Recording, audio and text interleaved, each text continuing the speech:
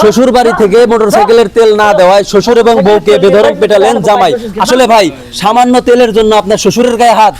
আরে ভুদার বাল, মনে করেন যে মোটরসাইকেলে কয়দিন ধরে তেল নাই, ও তেল দিবের বাড়তেছে না, ও কিসের জন্য আমার বাড়ি থাকবি, আর কিসের জন্য ওর মেয়ে আমার বাড়ি থাকবি? তুই এবং তোর মেয়ে সহ এখন এই মুহূর্তে চলে যাবি, তেল দিদিন আমার হুন্ডারে দিবে পারবি, এই দিন আমার বাড়িতে আসবি, তার আগে আসর পারবি না। হসুর তো দেখছো, হসুর হইছো না, হসুর হইছো, জামাই হুন্ডার তেল দিতে পারো না। জামাইকে তেল দেওয়ার কথা ছিল, আপনি তেল দিতে পারেন নাই বিধায় আপনার মেয়ে মাথা টাথা ফাটিয়ে ফেলেছে। এই বিষয়ে আপনি কি বলবেন? কি বলবো, তেল এখন দেশে খুব অভাব পড়ে গেছে।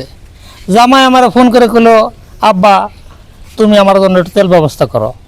তা আমি অনেক জায়গায় ঘুরছি, তেল পাই নাই, না পাই আমি ভাই এই জামাইয়ের বাড়িতে আইছি। আওয়ার পর দেখি আমার মায়ের মাথা বাইরে ফাড়ায় বাইরে এই করছে, ঝেন্নে যে রক্ত পড়তেছে। হ্যাঁ, আমি কইলাম যে বাবা তুমি এটা কী করছো? এই কথা বলার সাথে সাথে আমারও বাড়ি দিছে, মাথার মধ্যে, আমার হাতের মধ্যে বাড়ি দিছে। তেল না পেলে আমি কী করবো কন? এখন আমার দেখেন আপনাদের সামনে যে অপমানগুলো করতেছে, এটা তো মানুষের কাজ না। এই জামাই আমার ভালো না, এই জামাই হয়তো নেশা করে, নেশার অবস্থায় এই জামাই আমার ওপর অনেক অত্যাচার করতেছে। এই জামার বিচার করা উচিত। এই জামার প্রতি দামে অনেকগুলো করে রেখা দেই। এই ফকিরের বাচ্চা ফকির তেল কিনে বাড়ানো দেখে আমার উপর অত্যাচার করছে। এই জামার বিচার করেন আপনারা। এই জামাই নেশা করে আসলে আপু, আপনার বাবা আপনার স্বামীকে মোটরসাইকেলের তেল দেওয়ার কথা বলেছিল, কিন্তু দিতে পারে নাই বিধায় আপনাকে এবং আপনার বাবাকে মেরে মাথা ফাটিয়ে দিছে। এই বিষয়ে আপনি কি বলবেন? আসলে আমার বাপ আমাকে বিয়ে দিছে 6 মাস। 6 মাস বিয়ে দেওয়ার মধ্যে তার শখ ছিল যে একটা বাইকের।